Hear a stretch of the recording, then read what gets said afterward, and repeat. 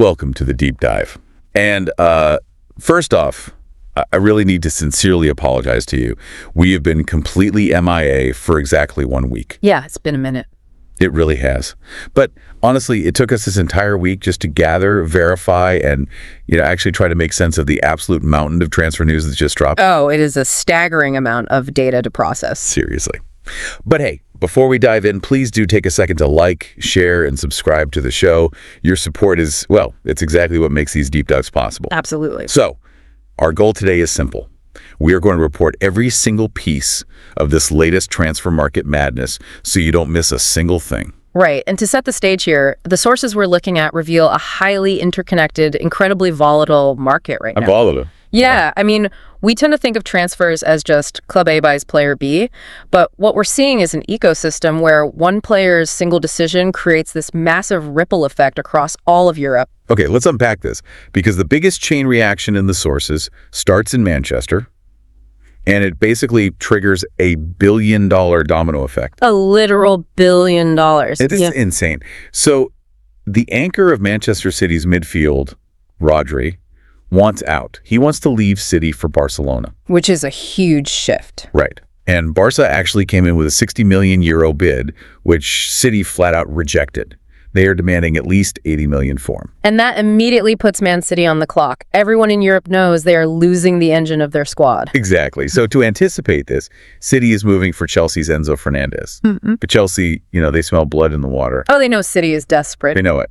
So Chelsea has set a hard £120 million price tag, and they gave City a strict deadline. Friday at 5 p.m. UK time. Yes, Friday at 5 p.m. Take it or leave it. And just to add to the chaos, City's Dutch midfielder, Tijani Reinders, he also wants out. Right, with Saudi club Al Qadsiya hovering right there, ready to pay 60 million euros. Which is a massive chunk of change.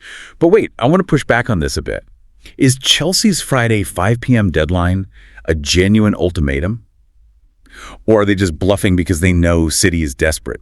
I mean, it feels like a high-stakes real estate chain, Like nobody can buy their new house until the first guy sells his. Exactly that. Nobody moves until Rodri moves. Well, if you look at the psychology of transfer deadlines, a Friday 5 p.m. cutoff is rarely just a bluff. It is specifically engineered to force a panic buy. Really? Just to force their hand? Yeah, they want to force a decision before the weekend media cycle really kicks off. And you have to factor in the sudden influx of that Saudi money from Al Qadsiya. Oh, right, because that changes City's negotiation leverage. Completely. Chelsea knows City is about to pocket maybe 80 million from Barca and another 60 million from the Saudi League. So that Friday deadline is Chelsea essentially taxing City's upcoming sales. Wow. They're basically saying, we know exactly how much cash you have. That is wild. Well, here's where it gets really interesting, because Rodri's potential move to Barcelona directly connects to how Barca is frantically clearing house right now. They have to, just to fund the move. Yeah, so Ferran Torres has agreed to join PSG. PSG put in a 50 million euro bid. And the sources note PSG normally values a player like him at like 70 or 80 million. Right, but he only has 1 year left on his contract. Exactly, so they get a discount. It's a classic distress sale. I mean, Barcelona is sacrificing long-term squad value for immediate liquidity. Just to afford Rodri. But the Torres sale isn't even the craziest part. Ronald Araujo, who's basically the bedrock of their defense, is joining Liverpool. That one is huge. And it's not even a straight transfer. It's a shock loan deal with a 55 million euro buy option. I was in sheer disbelief reading this. Araujo on a loan. He's like a homeowner renting out their home's foundation just to afford a new roof. That is the perfect analogy. Loaning him out with a buy option tells you everything you need to know about Barcelona's internal crisis right now. Just absolute desperation. Yeah, they need his massive wages off the books today. That immediate wage relief is survival economics for them. And speaking of, dismantling the previous era, there's this fascinating managerial tangent in the sources. Former Barca boss Xavi Hernandez was just announced as the Netherlands national team manager. Right, stepping in to replace Ronald Koeman. Yeah, after their failure at the 2026 World Cup.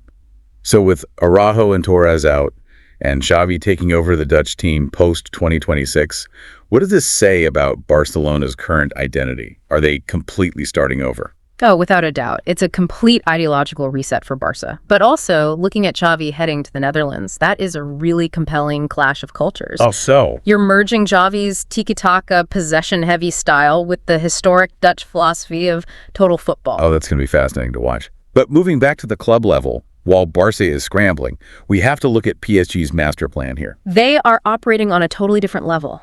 Totally. They have this dual strategy. They buy an established star like Torres on a discount, but then they turn around and buy the Japanese keeper, Zion Suzuki, from Parma for a €35 million package. But they aren't even keeping him. Right. They're immediately loaning him out, and Juventus is the favorite. This is where you really see PSG acting almost like a global bank. A bank. Okay, explain that. How does a football club function like a bank? Well, Juventus is a giant, but Italian clubs often lack the upfront capital to drop $35 million all at once. So PSG steps in, buys the premium asset, and loans him out to Juve. Oh, wow. So Juventus gets the player they need. And PSG keeps the player developing at an elite level while retaining his rights. They are building a global investment portfolio, basically. That makes total sense. Right. And that transitions us perfectly into the massive defensive shuffle happening right now. Shifting away from Spain and France, let's follow the money to the Premier League and Serie A. There is a lot of movement there. Huge movement. I mean, if PSG is a bank, Tottenham Hotspur is like a high-end boutique having a clearance sale, but still charging premium prices. Spurs are definitely cashing in. Big time. Christian Romero goes to Atletico Madrid for €40 million. And Atletico actually beat Inter Milan to the punch there. Which is a massive tactical coup for Atletico. For sure. But then Djed Spence goes to Inter for €31.5 million. And Manor Solomon goes to West Ham for £5 million plus $2 million in add-ons on a contract to 2029 with an option for 2030. You can really see the chain reaction with Inter there. Right. Wait, let me push back on this, though. Inter missed out on Romero to Atletico, a Spanish club. But then they turned around and paid over €30 million for Spence. Does this show a shift in financial power between La Liga and Serie A? Well, missing out on Romero forced Inter into a pivot, but dropping over $30 million on Spence proves that top Serie A clubs still have serious capital. They just have to be careful how he spends it. Exactly. They just have to use creative accounting. Like, notice how Inter verbally agreed to loan Davide Frattesi to Lazio. Oh, right. It was a €1 million loan with a $14 million permanent option. Right. You miss plan A, overpay a bit for plan B, and suddenly you have to ship a player out to Lazio just to make the math work for financial fair play. It's a crazy balancing act. Yeah. Now, Aston Villa is playing a very different game. Their haul is just striking. They signed Italian left-back Matteo Ruggeri from Atletico for €25 million plus $1.5 million in add-ons. A great young prospect. Yeah, and they agreed to personal terms with João Paulinho, who was transfer listed by Bayern Munich. Now that shows real Champions League ambition. You lock down the flank for the next 5 years with Ruggeri and anchor the midfield with a battle-tested veteran like Paulinho. It's a great mix.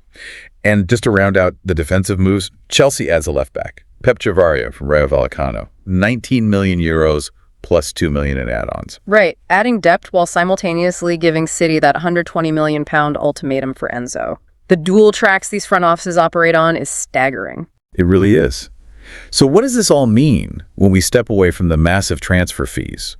Because our sources also dive into free agents, fierce rivalries, and honestly, the tragic endings of some careers. Yeah, the market isn't just about the big spenders. Let's start with the Turkish rivalry. Dusan Vlahovic joins Besiktas on a free transfer contract all the way to June 2029. Massive move. And in direct response, Romelu Lukaku joins rivals Fenerbahce from Napoli for €6 million. Oh, and Alexis Sanchez joins CF Montreal as a free agent on a 2-year deal. But I really want to focus on Vlahovic. Sure. Getting a prime striker like him on a free transfer sounds like the absolute best business of this entire window. Or is there a hidden catch to deals like this? Oh, there's absolutely a catch. It's what we call the free transfer fallacy. Okay, lay it on me. The term free only applies to the transfer fee paid to his former club. When a player of Vlahovic's caliber arrives as a free agent, he holds all the leverage. So the money isn't really saved? Not at all. The 40 or 50 million they would have paid in a transfer fee just gets redirected into a huge signing bonus, massive wages, and agent commissions. Wow, okay, so it just moves to a different pocket. Exactly. Though bringing in Vlahovic and Lukaku does elevate the Turkish Super League's global broadcasting value, so it is still a smart investment. It's going to be so intense to watch. But these sources also force us to look at the darker side of the game. Paul Pogba. Yeah, this is a really somber update. AS Monaco faces instant contract termination with Paul Pogba after he suffered a new injury in training. It is just a tragic ending. It's a harsh reality check, you know. We analyze these guys as financial assets, but they are human bodies being pushed to their absolute limits. And one morning, your body simply says no. Right. An instant termination implies an injury so severe that the medical staff just sees no viable path back. It reminds us how quickly all the millions and the glamour can vanish. It's devastating. And it stands in such stark contrast to players just trying to carve out a living. Like, Anis Unal gets the green light to join Getafe for free from Bournemouth. But that deal includes up to $1.5 million in bonuses and a 20% sell-on clause. That sell-on clause is vital. It's a brilliant way for Bournemouth to hedge their bets. They clear his wages now, but retain a stake in his future. Smart business. We also see Herman Malonga joining Strasbourg after leaving PSG. And this is a guy who previously watched a massive 5-year deal with Man City collapse. The market is ruthless. For every mega deal, there are dozens of players just navigating collapsed deals and setbacks trying to stay in the game. Which brings us to our final section. Delivering on our promise to leave no news behind, we are going to rapid fire through the final puzzle pieces, the crucial squad building moves. The moves that actually define a season, yeah. Exactly. Sheffield United loans Calvin Phillips back from Man City for 1 season. Man City signs Geronimo Rulli from Marseille on a contract to 2028, option for 2029, to be the backup to Donnarumma. Which is such an important insurance policy for them. Absolutely. Napoli signs Constantino Favasili on loan, 1 million fee, 6 million permanent option. Fiorentina signs young Argentine striker Matteo Pellegrino from Parma for 20 million euros. Great scouting by Fiorentina to grab him before his value explodes. Totally. Olympique Lyon loans right back Zachary Athakami from AC Milan, no permanent option. Real Sociedad verbally agrees to loan Naif Aguerd from Marseille. Lots of loans happening. Yeah, and AS Roma bids for Porto youngster Rodrigo Mora, loan, salary covered, but a mandatory buy option. And finally, Shea Charles leaves Southampton for Fulham in a £30 million package. That last one really stands out. Right. I'm just in sheer awe at the volume of this news, but that £30 million Fulham fee for Charles shouldn't fly under the radar. It perfectly illustrates the unbelievable financial floor of the Premier League. I mean, Fulham can just drop $30 million on squad depth. Like it's nothing. Right. But honestly, while the £120 million deals make the headlines, titles are often won by the reliability of a backup keeper like Rulli, or the grit of a loanee like Calvin Phillips. It's dizzying when you step back and look at the whole board. The sheer volume of capital and talent that just moved across the globe is unprecedented. It really is. And, you know, I want to leave you with a final thought to mull over as you digest all this. Oh, please do.